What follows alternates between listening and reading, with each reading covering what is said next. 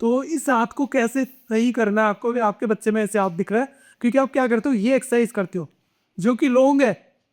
एक फ्रेंड्स, आप क्या गलती करते हैं, बच्चे को बांध के खड़ा कर देते हैं, कॉर्नर सिटिंग कराते हैं, उसकी कोई वैल्यू नहीं है।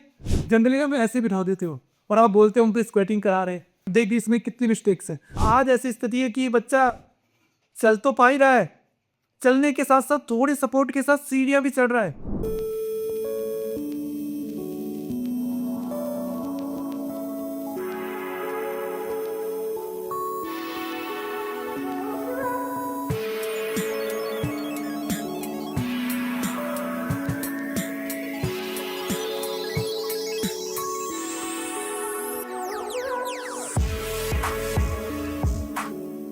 हरे कृष्णा फ्रेंड्स, आज मैं आपको सेरेब्रल पैल्सी में होने वाली स्पेशल एक्सरसाइज इसके बारे में बताने जा रहा हूँ, जिससे कि आपका बच्चा भी इस बच्चे की तरह खड़ा भी होगा और चलेगा भी। जो आज मैं केस स्टडी आपको दिखाने जा रहा हूँ, क्योंकि केस स्टडी आपको फुली मोटिवेटेड करेगी। जो लोग हिम्मत हार चुके हैं कि सेरेब्रल पैल्सी या सीपी बच्चे कभी ठीक ही नहीं होते, या ठीक होते तो बड़े लंबे समय पे, या उनको कोई प्रॉब्लम रह जाती है बाद में, ऐसा बिल्कुल भी नहीं है।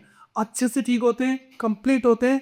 बस आपको हिम्मत के साथ सही ट्रीटमेंट ले रहा है। सही ट्रीटमेंट का मतलब हुआ जैसे कि जनरल एक्सरसाइज से बिल्कुल नहीं, हाँ होगी एक्सरसाइज ही, फिजियोथेरेपी से ठीक करेंगे, ऑक्यूपेशनल थेरेपी से ठीक करेंगे, सबकी कंबाइंड थेरेपी से ठीक करेंगे।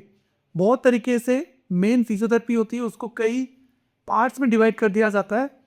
तो हमें करना क्या होगा, इन सब के कॉम्बिनेशन से कंबाइंड डोज बनानी होती है उस पर्टिकुलर बच्चे के लिए, जिस स्थिति में उसकी मसल्स है, उसकी नर्व है और ब्रेन से सर कैसे सिग्नल्स आ रहे हैं। क्योंकि आपको पता है स्पास्टिसिटी भी क्या होता है, मसल्स टाइट होने लगती है, टोन बढ़ जाती हैं, और फ्लेसिडिटी में वहाँ से पावर नहीं आती है। मिक्स्ड सीखने में क्या होता है, सब कुछ मिक्स्ड होता है। और अटैक्सिक सीपी, ये सब तारीख होते हैं ब्रेन में कहाँ पे उसको बर्थ के समय प्रॉब्लम हुई है। तो इसी से मिलता जुलता एक केस मैं आपको बताने जा रहा हूँ, जो कि स्पास्टिक सीपी का केस है। लेकिन इसकी एक्सरसाइजेज और इसका इम्प्रूवमेंट हर किसी कंडीशन में काम करेगा। जैसे ऑटिज्म वाले बच्चे में भी बहुत चीज़ें ऐसी होती हैं जिससे आप ब्रेन को एक्टिव कर सकते हो। ब्रेन एक्टिव का मतलब हुआ कि वो उसकी मसल्स के साथ कैसे कोऑर्डिनेट कर रहा है, तो इम्प्रूवमेंट फास्ट हो जाते हैं। जैसे कि ये बच्चा 11 साल का है मेरे सामने, इसका नाम है अश्विन, और ये पिछले 4-5-6 महीनों से ट्रीटमेंट ले रहे हैं। इनको इफेक्ट फर्स्ट मंथ से दिखने लगा। इन्होंने हिम्मत दिखाई, मैंने बोला से 3 महीने रुकी, अगर आपसे ज़्यादा नहीं रुका जा रहा फिर घर पे एक्सरसाइज कीजिएगा, क्योंकि 3 महीने में बेस बनना शुरू हो जाता है, अच्छे रिजल्ट्स भी आने लगते हैं। इन्होंने बोला नहीं सर, बच्चे को पूरा ठीक करना है, और आज 7 महीने कंप्लीट हो चुके हैं। बच्चा तीसरे चौथे महीने के बाद ही चलने लगा है कुछ कदम। पहले इस बच्चे को गोद में लाया जाता था, इसका वजन क्योंकि ज़्यादा हो गया, बड़ा बच्चा है, तो कभी इसकी सिस्टर गोद में लेती है, कभी इसकी मदर गोद में लेती है। उसके बाद आज ऐसी स्थिति है कि बच्चा चल तो पा ही रहा है, चलने के साथ साथ थोड़े सपोर्ट के साथ सीढ़ियां भी चढ़ रहा है। ये अचीवमेंट है। कई बार आपने सुना होगा कि क्रच से वॉक कराएंगे तो क्रच पे डिपेंड हो जाएगा, तो ऐसे मिथ्स पे नहीं रहना है। ये बच्चा बीच में हमने इसको क्रचेस वॉकिंग भी कराई है, वो भी पैटर्न होता है अलग तरीके से। स्पेशल एक्सरसाइजेज हुई हैं, जनरल एक्सरसाइजेज तो होनी है। और हाँ, सबसे बड़ी बात, इन्होंने यहाँ पे इतने पेशेंटों को देखे हैं, 7-7 महीने में कई पेशेंट चेंज होते हैं, तो इन्होंने वो पेशेंट भी देखे हैं जो 2-2 3-3 महीने यहाँ पे ट्रीटमेंट कराए, उनको लग रहा है कि ठीक हो रहा है। ये कई बार लगता है हमें और जगह पे भी ट्राई करना चाहिए। ज़्यादा हिट एंड ट्रायल करने के चक्कर में आज वो बच्चे इतने ठीक नहीं हो पाए जितना ये हो गया, क्योंकि ये ज़्यादा कुछ नहीं समझते। ये समझते हैं सर हमें बस आप पे विश्वास है, आप इसको ठीक कर सकते हो। इस वजह से आज ये रुके रहे और आज ये बच्चा चल रहा है। ये आपके मोटिवेशन के लिए वीडियो है, क्योंकि जनरली क्या होता है, पेशेंट ज़्यादा रुक नहीं पाते हैं, 2-3 महीने रुक पाते हैं, फिर वो घर पे एक्सरसाइज करने के लिए मैं बता देता हूँ आपको। ये लग कर रुके और आज बच्चा चल रहा है, सीढ़ियाँ चढ़ रहा है, उठ बैठ रहा है, खड़ा होता है, अच्छे से बोल पा रहा है। देखिए आज मैं आपको इस बच्चे से मिलाने जा रहा हूँ। ये है अश्विन। सबको बोलिए हरे कृष्ण। आपका नाम क्या है? अश्विन। पहले आपकी आवाज़ कैसी थी? साफा नहीं था। पहले इसकी आवाज़ साफ नहीं थी, जैसे अश्विन बता पा रहे हैं। आपको कैसा लग रहा है यहाँ पे? अच्छा। देखिए ये बच्चा जब फर्स्ट डे यहाँ आया था, बेटे कैसे आए थे आप पहले दिन, कौन लाया था आपको? और ये आप बोध में आए थे, खुद चल के आते थे? नहीं, गोद में। कौन लेकर आया था आपको? कभी पापा लेके आते थे, कभी मम्मी, कभी दीदी। अच्छा, दीदी भी गोद में लेकर आती थी? हाँ। ओके। अब आप कैसे जाते हो? अब आप चल लेते हो अच्छे से? अच्छे से कॉन्फिडेंस से सीढ़ियाँ चढ़ने लग गए? सीढ़ियाँ जैसा। सीढ़ियाँ नहीं चढ़ता ये बच्चा, तो ये बड़ी खुशी की बात है। ये इसलिए हुई है क्योंकि इन्होंने लग के ट्रीटमेंट लिया है। ये सिस्टर है मनीषा, ये बताएंगी आपको। बेटा बताइए पहले क्या स्थिति थी इसकी और अब क्या है और क्या क्या आपको समस्या है। ये पहले चल नहीं पाता था, अब चल पा रहा है यहाँ आने से, यहाँ इलाज करा के। पहले कैसे लाते थे आप? पहले इसको पीठ पे लाते थे ऐसे, वो थे। फ्रेंड्स, इनकी इकोनॉमिकल कंडीशन अच्छी नहीं है। लोगों के घरों में इन्होंने काम किया और काम करके ये बच्चे को ठीक कर रहे हैं। इस सबसे बड़ी बात है, यही मेरे लिए मोटिवेशनल है। जो ये सोच सकते हैं कि हम कुछ भी करें बस बच्चा ठीक होना चाहिए। इसीलिए आप भी घर पे, आप यहाँ नहीं आ सकते हो मत आइए, कोई बात नहीं। लेकिन जो वीडियोज हैं जिनमें मैंने एक्सरसाइजेस बना रखी हैं, सीपी एक्सरसाइजेस पार्ट 7 तक है, उनको अच्छे से देखिए। शॉर्ट्स वीडियो भी देखिए, उसमें भी छोटी छोटी एक्सरसाइजेज आती हैं, उनको देखकर लग जाइए, करिए। इसका हाथ पहले टेढ़ा था, ऐसे ऐसे था, बोला ऐसे करो, ऐसे था इसका हाथ, अब ऐसे हो गया है, ऐसे सीधा रखता है। वेरी गुड, ठीक है।